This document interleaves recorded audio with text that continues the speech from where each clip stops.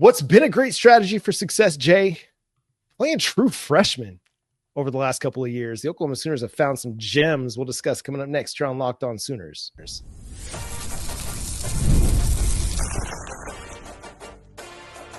You are Locked On Sooners, your daily podcast on the Oklahoma Sooners. Part of the Locked On Podcast Network, your team every day. Once again, thanks for making Locked On Sooners your first listen every single day. Shout out to all the everydayers out there tuning in and subscribe to the show. And thank you for making Locked On the #1 sports podcast network. You already live your team every day. Now take it up a level and go ad-free. Join the Everydayer Club today and get Locked On Sooners with no interruptions, members-only Discord access, and more, all for just $5 a month or $50 a year. Go to Locked On Sooners or check the link in the show notes to learn more. And listen, it's a great opportunity there. And Jay, some big time performances this season from true freshmen. Courtland Guillory and Michael Fasusi were named on 3 true freshman All-Americans on Monday. That's crazy. And it's not shocking. It's 2 years in a row. Yeah. That we've had an offensive player and a defensive player named on the true freshman All-American. Ain't that last year was two defensive players. No, yeah. Last year, two different players. Which is also crazy. My bad. That you've had two in 2 years. But you got 2 players in 2 years that make freshman All-American teams. And this time it's an offensive lineman and a DB, another DB. So we got 2 DBs back-to-back years. Courtland Guillory joins Eli Bowen. Right? Jay Valai out here just cooking, right? Like, we had questions. We wondering, all right, is he ever going to figure it out in the DB space? That was been the spot where we spent the most time in the transfer portal when Valai first got here. And now it appears that we don't really need to, because we've got dudes we got a conveyor belt back there building creative players to play corner for us. So I'm happy for that. And then, of course, the monster and Michael Fasusi coming out there, starting at the beginning of the season, tweaking his ankle against Michigan and playing ever since, still looking like a beast. Had his struggle moments, but at the same time, the best part is Oklahoma is showing a lot of recruits that if you can go out here and you snatch this job, it's yours. We'll play you as a freshman. We won't hesitate. We won't push back. If you got it, you're going to play. Yeah, I think that's great recruiting paraphernalia right there, great recruiting pamphlets. If you come to Oklahoma in the spring, we'll say in the spring. Gotta come to spring. And you work your tail off and you learn the playbook. You understand your responsibilities and the responsibilities of those around you, and you take care of your business in the classroom and off the field, you can earn an opportunity to play. Jaden Jackson and Eli Bowen showed it. Xavier Robinson played a key role in 2024 as a true freshman. We have Courtland Guillory and Michael Fasusi this year. And then again, Torrey Blaylock played a key role in the first half of the season as a true freshman. Oklahoma will play you. You just have to come work your tail off and show that you're ready to be on the field. And it is a testament, though, to the recruiting efforts of Jay Valai. Listen, we sat here on this show talking about the biggest portal need that Oklahoma had going into the offseason was arguably cornerback, because we didn't know what they'd look like without all the experience of a Woody Washington or a Des Malone. Yes, you had Eli Bowen coming back, but you were hoping Gentry would stay healthy and things like that, and you just didn't know. You hoped for development from Jacoby Johnson. You hoped for development from Davon Jordan and Eli Bowen. And then Eli Bowen went and got hurt during the spring. And you're like, oh, man, spring portal, they really need to find a veteran cornerback. Well, no, they knew what they had in the cookie jar. And it was dudes that could come take your soul with Courtland Guillory, Davon Jordan, Eli Bowen, Jacoby Johnson. And Courtland, man, outside of that Auburn game, like that Auburn game was like the only game in which he looked like a true freshman. The rest of the way, he's looked like a true number 1 cornerback, and he's been awesome. Only twice this season has he allowed more than 2 catches, according to Pro Football Focus. That's crazy. His numbers are just fantastic, especially when you compare him to SEC. I'm going to see if I can find him real quick. But then on Michael Fasusi, just real quick, Jay, he is Oklahoma's highest graded run blocker, according to Pro Football Focus. But on Guillory, he's allowed just 1 touchdown on 44 targets this season. He's allowed an NFL passer rating of 68.9, which is really, really low.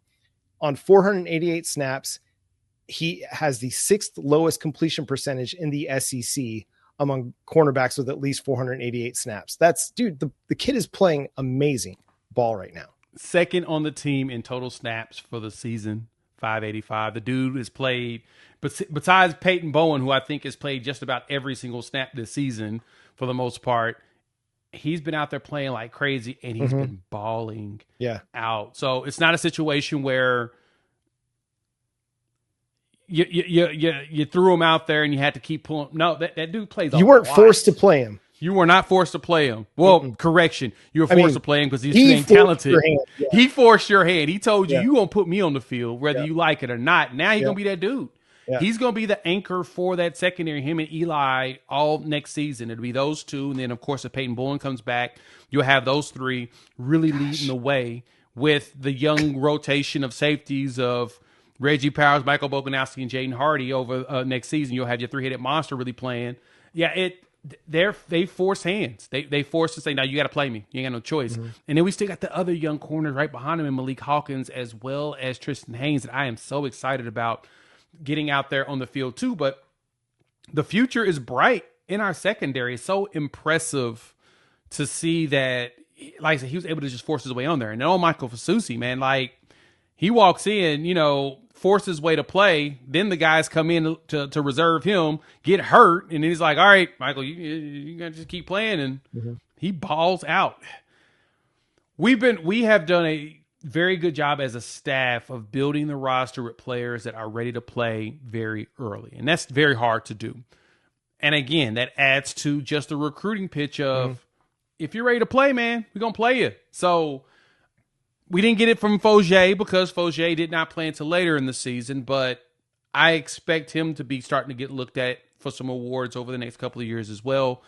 And yeah, man. And then of course you have Febechi Wewu, who was up for the Worldsworth Award for the players that started, college players that started off as a walk-on. He was a finalist. He didn't win, but he was a finalist for the award, which is pretty dope for him. And he's actually considered the highest graded right guard in college football. He's up there in the top 3 per Pro Football Focus. Like, did anyone believe that he was going to get to that point? I mean, I did. I told y'all that it's going to take him a year in Bill Beatonbow's system and Bill Beatonbow's training. He was going to end up just like McCabe Tower, and here we are. Febechi Wewu showing out. And so we'll see what it looks like against Alabama coming up in a couple of weeks. But, man, I'm excited to see that we've got a bright future with these young players.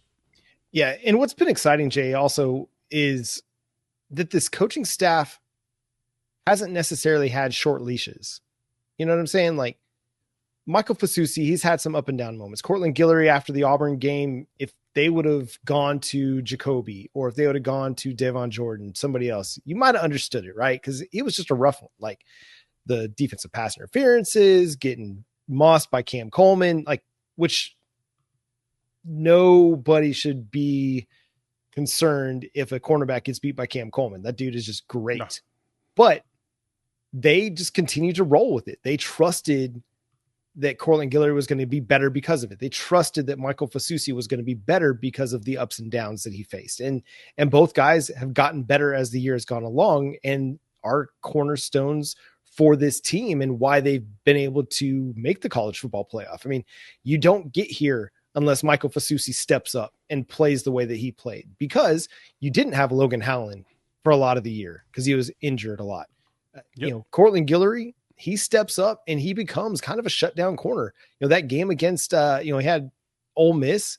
He kept you in that game because he only allowed 2 catches on 8 targets. Like, they went after him and he stood tall in that game. Like, that was the Courtland Guillory, I'm him game of his true freshman season. Yeah, they went straight. They gunned for him and he didn't back down. It wasn't pretty. It had its bad moments and it had some really good moments. But that's what you would expect is, that was the 4th game of the season, and he's over here trying to figure it out. And what did he do, John? He figured it out. Figured it out to be a freshman All-American. So that told me everything I need to know about his mentality, his game, and his dedication to it. And we found a dog, and I'm happy about that. Yeah, and you can't always guarantee that guys are going to become true freshman All-American, but Oklahoma's recruited some 2026 guys that are going to have a chance. We'll see who that's going to be. But they got some pretty talented dudes coming in the spring. Eric Morris, Oklahoma State's new head coach. He's not afraid of the smoke.